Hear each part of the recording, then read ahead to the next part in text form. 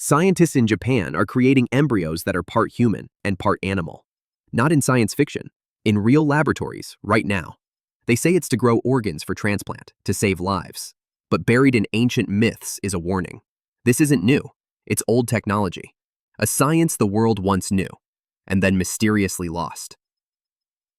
But if the past is any guide, the last time we crossed this line, everything changed.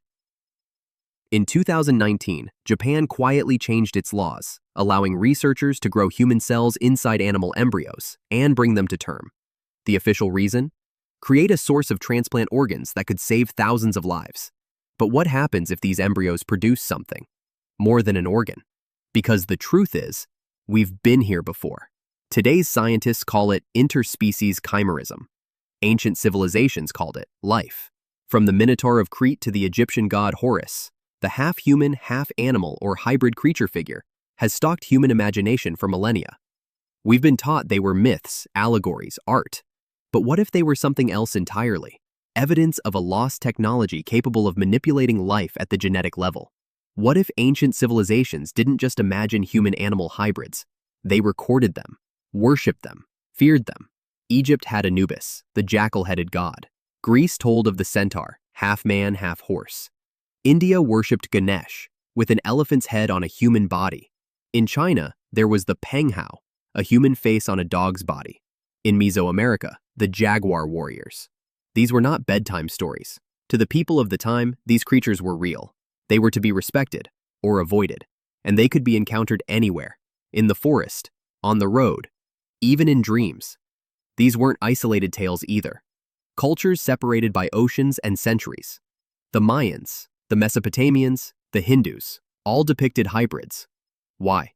Either humanity's collective imagination took the same strange turn over and over, or perhaps the people of the past saw real creatures.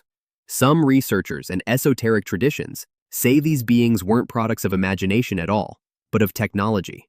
Biotechnology, the ability to manipulate life at the genetic level.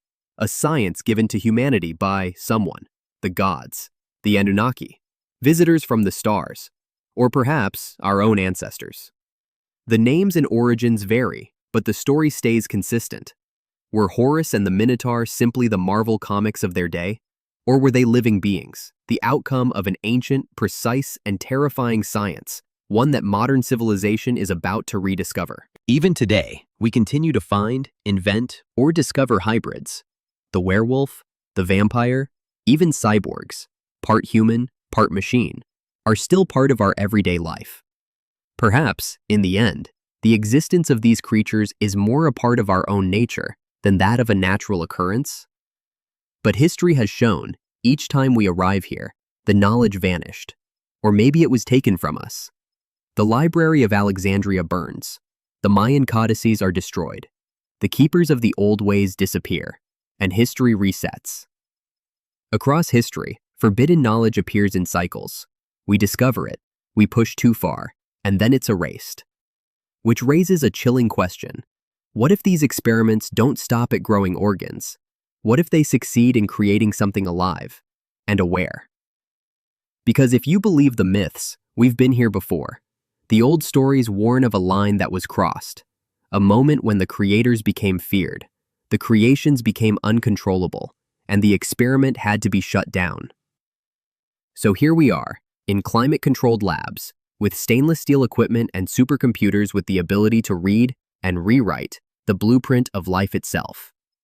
Human-animal hybrids are no longer just legend. They're here, in petri dishes, growing, changing, waiting. And maybe, just maybe, we're not the first ones to make them, and we're on the edge of repeating a very old mistake. But maybe the question isn't, can we do this? Maybe the real question is, have we been here before?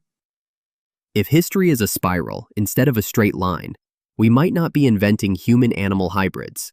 We might be rediscovering them.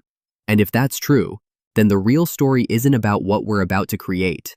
It's about why, the last time, it all came to an end.